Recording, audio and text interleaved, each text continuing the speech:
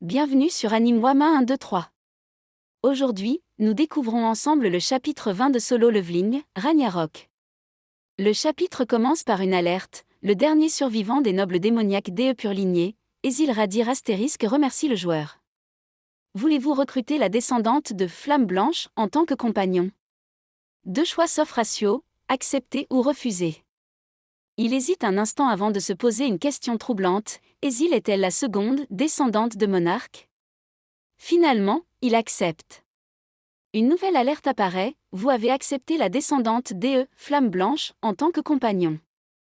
Grâce à votre lien avec elle, une compétence liée a été créée. Nouvelle compétence, frappe démoniaque. Cette compétence, encore à 0% de charge, permet d'asséner un coup dévastateur grâce à l'énergie d'Ezil. Ezil, surprise, observe une fenêtre de statue apparaître devant elle. Une fenêtre de statue vient de s'ouvrir devant moi. Sio en déduit que, puisque Grey ne peut pas parler, cette fenêtre doit aussi apparaître au compagnon. Beru, fidèle serviteur de Sio, semble perplexe. Jeune monarque, est-ce pourrait-il que... Sio confirme, ouais, Ezil est devenu mon compagnon en tant que descendante de Flamme Blanche.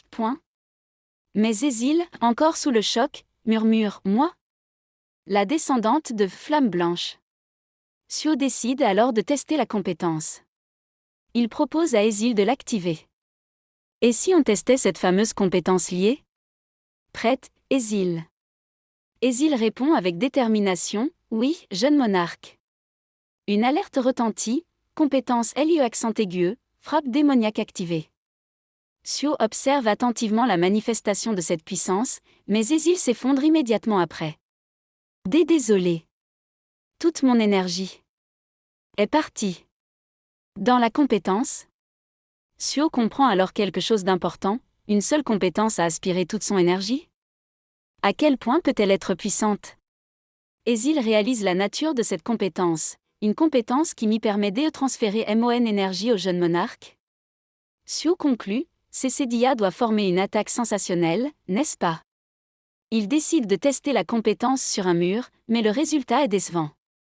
Beru analyse la situation, Cécidia ne semble pas particulièrement différent des EVOS attaques ordinaires. Sio est frustré, Cécidia ne ressemble en rien à la compétence LIE accent aigu à GRAY.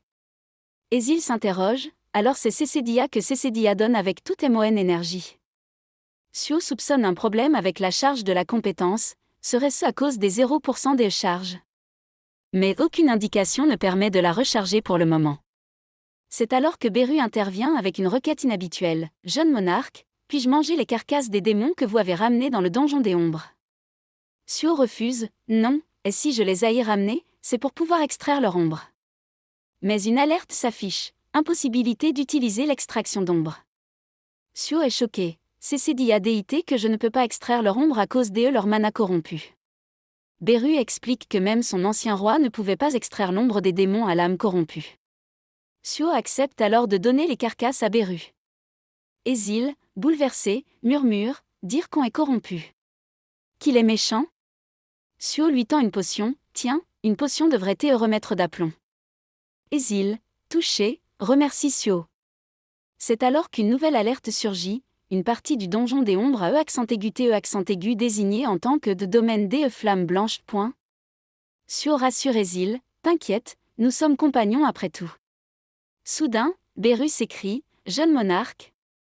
Dans les souvenirs de ces démons, j'ai découvert un indice à propos de l'apôtre de l'UTGOD.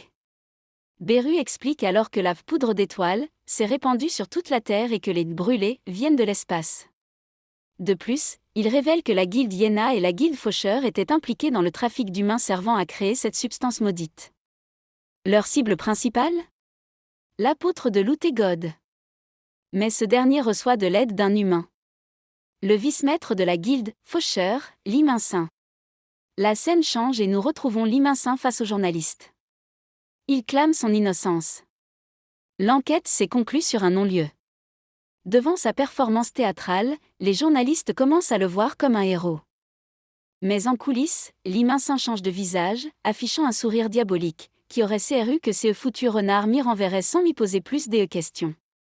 Sio l'observe discrètement. Voilà donc Liminsin, Beru ne ressent aucune trace d'énergie d'Utegod en lui. Alors tu me dis qu'il n'est pas sous leur contrôle. Mais Beru le met en garde, actuellement, vous ne lui arrivez pas à la cheville, l'Iminsin, chasseur des rang A. La suite dans un prochain épisode sur Anime Wama 1, 2, 3.